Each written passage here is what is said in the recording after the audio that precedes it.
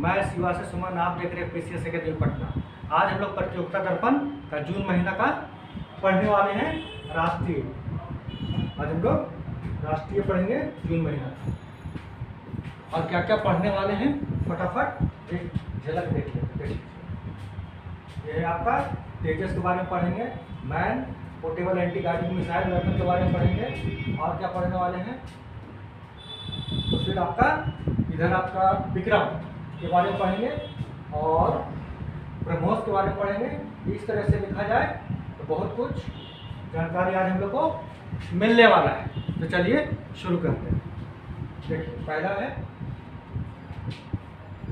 स्वदेश निर्मित man portable anti guided missile यानी MPTGM का सफल परीक्षण। तो क्या है मैन पोर्टेबल एंटी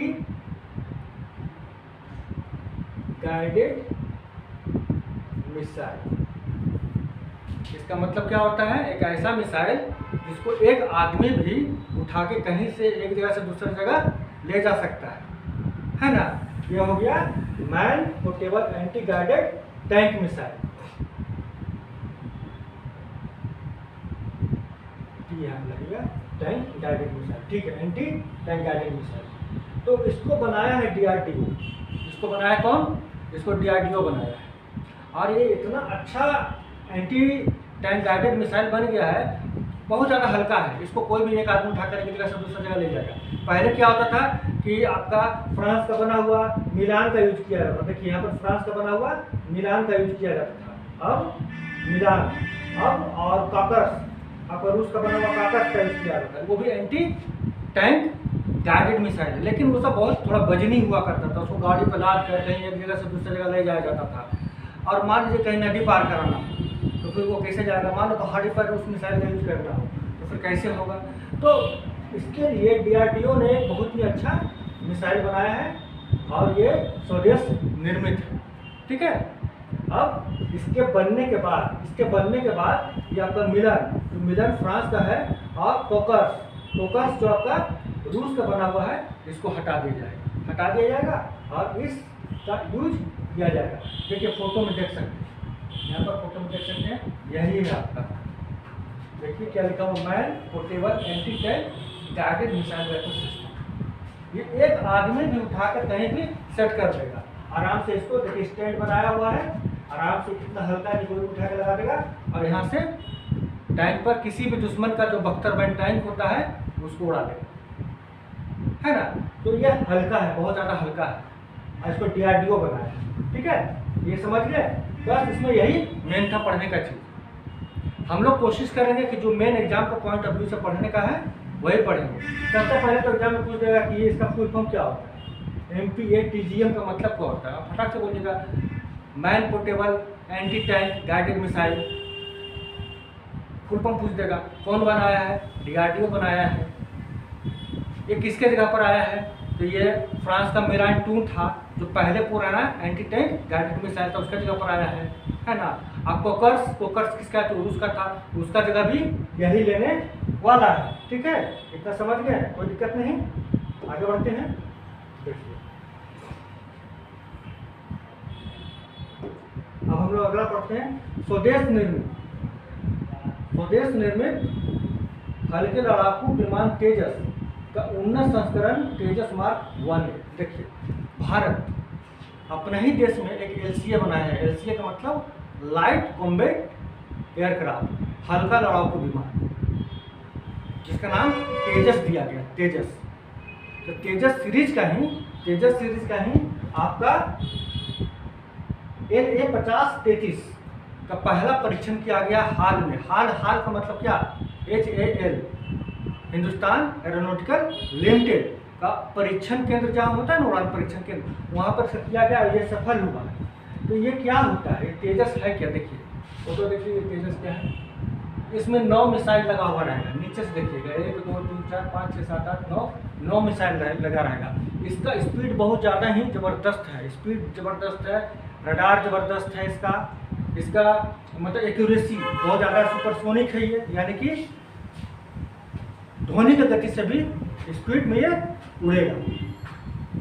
और ये आते के साथ ही तेजस का जैसे ही सफल परीक्षण हुआ, चाइना और पाकिस्तान का होश उड़ गया कि भारत के पास अब LCA आ गया, यानी लाइट कॉम्बैट एयरक्राफ्ट आ गया। इसके पहले मिग का हम लोग उपयोग करते थे। मिग कहाँ से आया था? तो रसिया से आया था मिग। अब मिग का उपयोग हम लोग नहीं करेंगे, अब हम लोग तेजस का उपयोग करेंगे। तेजस बहुत ज़्यादा ही टेक्नोलॉजी में बहुत ज़्यादा ही एडवांस है, इसको देख सकते हैं, ये तेजस है, ठीक है। और किसी को फिर समझाया है, उसको हम लोग फोटो में समझ लिए हैं। तो क्या भाई, स्वदेश निर्मित हल्के लड़ाकू विमान तेजस का उन्नत संस्करण तेजस मार्क 1 एक पहली उड़ान हाल में हुआ, हाल किया, इसको हाल का परीक्षण केंद्र में इसको किया गया। और इसमें कुछ विशेष पढ़ने लायक नहीं है, इसमें अधिक से अधिक पढ़ सकते हैं कि इसमें अधिक उन्नत इलेक्ट्रॉनिक रडार सिस्टम, युद्ध और संचार प्रणाली, अतिरिक्त युद्ध क्षमता और बेहतर रखरखाव की सुविधाएं है। किसी भी मौसम में इसको उड़ाया जा सकता है, किसी भी मौसम में इसको उड़ाया जा सकता है। तेजस नाम रखा गया, तेजस का मतलब जानते क्या होता है? भगवान शिव का धनुष। भगवान शिव जो थे हैं, उनका जो धनुष है उसको तेजस कहा जाता है। तो उसी के नाम पर इस यान का नाम, लड़ाकू विमान का नाम तेजस रखा गया है, ठीक है। और इसमें कुछ विशेष नहीं है, ये LCA है। LCA का मतलब क्या होता है? लाइट कॉम्बैट एयरक्राफ्ट, हल्के लड़ाकू विमान, LCA का मतलब होता है, ठीक है। आगे बढ़े हम लोग, चलिए आगे बढ़ते हैं। देखिए एक यहाँ पर PhD में प्रवेश के लिए आप UGC नेट परीक्षा देंगे, यानी अब किसी को PhD में एडमिशन लेना पड़ेगा तो UGC नेट जो होता है उसका एग्जाम पहले पास करेगा तभी आप PhD में एडमिशन ले सकते हैं। जब एग्जाम पास करेगा तो उसका 3 रैंक होगा। जो पहला नंबर 1 पर आएगा, जो GRF करते हैं, तो GRF के लिए जो क्वालिफाई करेगा तो वो उसको पैसा भी मिलेगा, जो GRF को पैसा मिलता है वो भी मिलेगा, वो PhD के लिए भी एप्लीकेबल होगा और असिस्टेंट प्रोफेसर के लिए भी एलिजिबल हो जाएगा। जो सेकंड रैंक लाएगा, यानी कि उसके नीचे वाला रैंक लाएगा, तो GRF उसको नहीं मिलेगा, लेकिन PhD के लिए वो एलिजिबल हो जाएगा और असिस्टेंट प्रोफेसर के लिए एलिजिबल हो जाएगा। और जो तीसरा रैंक लाएगा वो केवल और केवल PhD के लिए एलिजिबल होगा, वो GRF के लिए और असिस्टेंट प्रोफेसर के लिए एलिजिबल नहीं होगा। बस यही है PhD का और UGC नेट का नया गाइडलाइन, इसमें कुछ विशेष नहीं है ना, एग्जाम का दृष्टि से भी। बस आगे बढ़ते हैं हम लोग।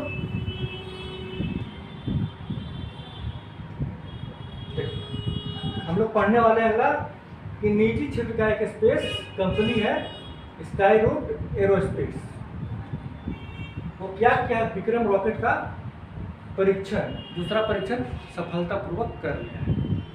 अभी तक अंतरिक्ष के क्षेत्र में जो भी परीक्षण होता था वो सार्वजनिक क्षेत्र के उपक्रम करते थे, सरकारी कंपनियां करती थी, लेकिन पहली बार हुआ है कि कोई निजी क्षेत्र का उपक्रम अंतरिक्ष के क्षेत्र में काम करने के लिए उतरा है, और इसका नाम क्या है?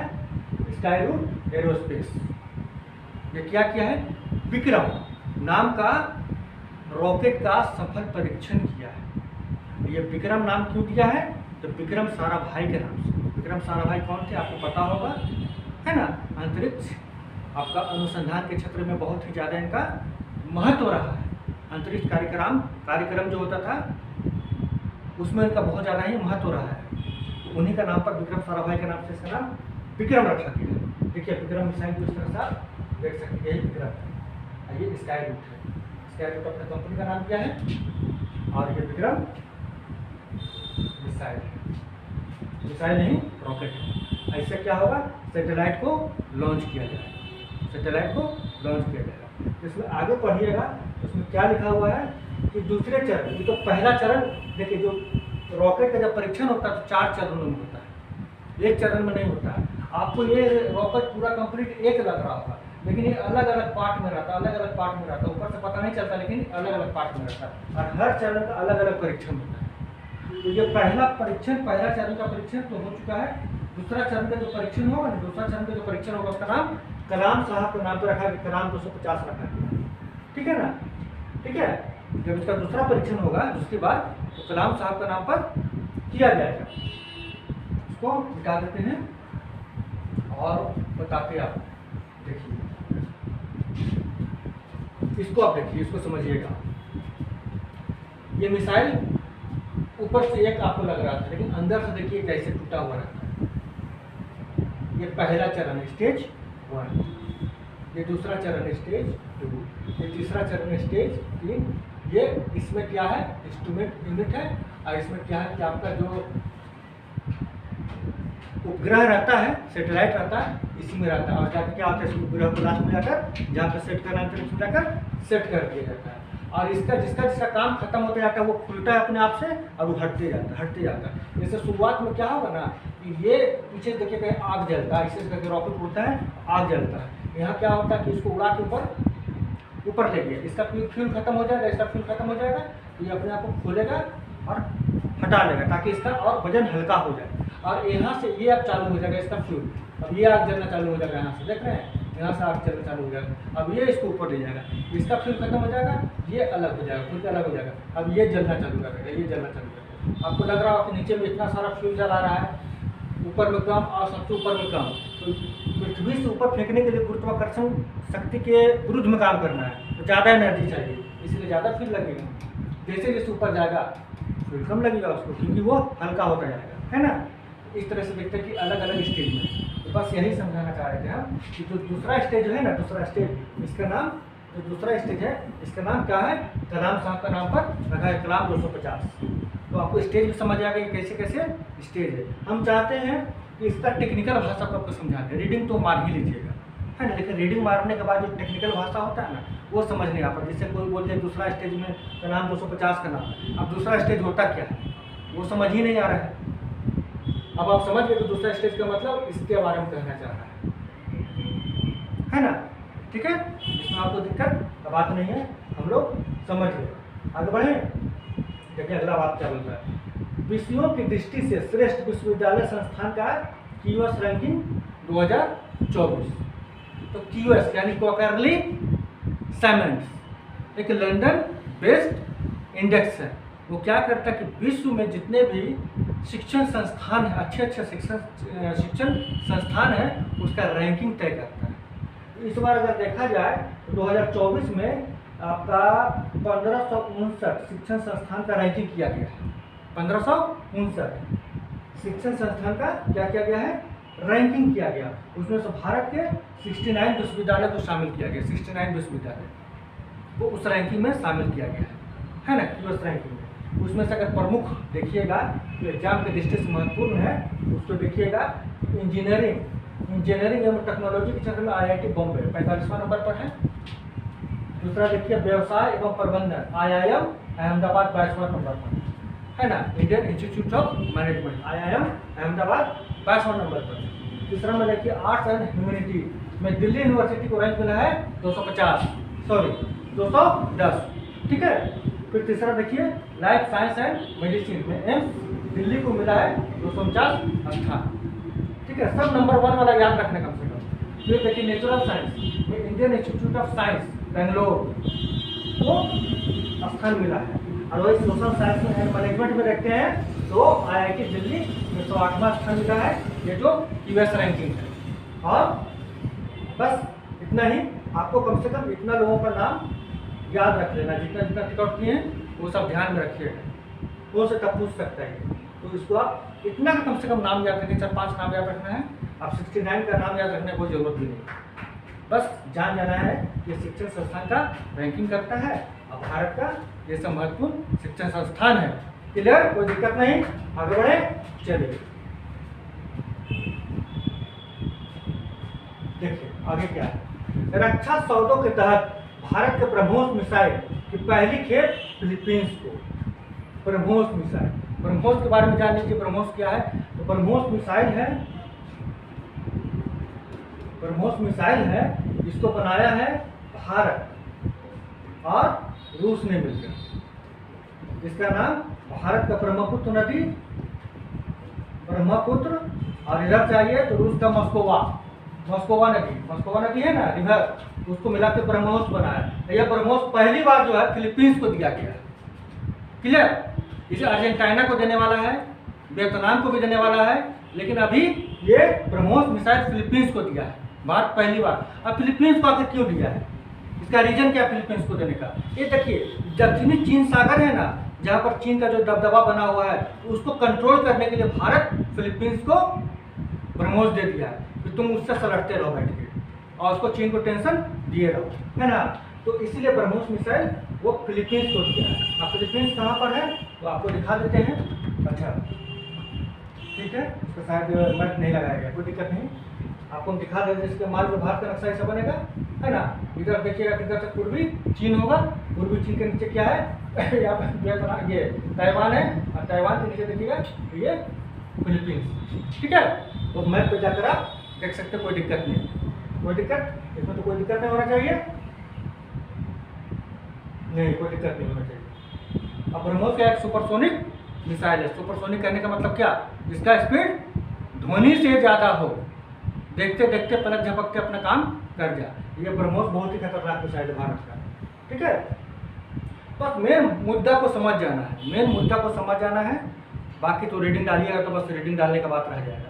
हम चाहते हैं हर टॉपिक को आपको क्लियर कर दें कि आखिर ये टॉपिक कहना क्या चाहता है, नहीं तो फिर रीडिंग डालने के बाद भी क्या होता है ना, कुछ भी समझ नहीं आता क्या करें, ये बोलना क्या चाहता है।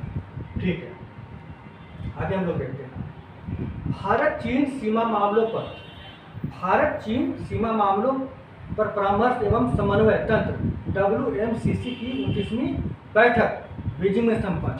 WMCC यानी वर्किंग मैनेजमेंट, है ना, mechanism, sorry working mechanism coordination and consultation, इसका फुल फॉर्म होता है। तो हुआ ये कि भारत और चीन, आपको पता होगा कि जून 2020 में गलवान घाटी में भारत और चीन के बीच में LAC के मध्य क्या हो गया था, टकराव हो गया था। ये टकराव बहुत ही गंभीर था। इसमें भारत की तरफ से सैनिक लोग शहीद हुए और चाइना की तरफ से बहुत सैनिक लोग मारे गए, लेकिन उसका डेटा चाइना नहीं बताया, वो अलग बात है। ठीक है ना, लेकिन ऐसा दोबारा कोई घटना भारत और चीन के बीच में नहीं हो।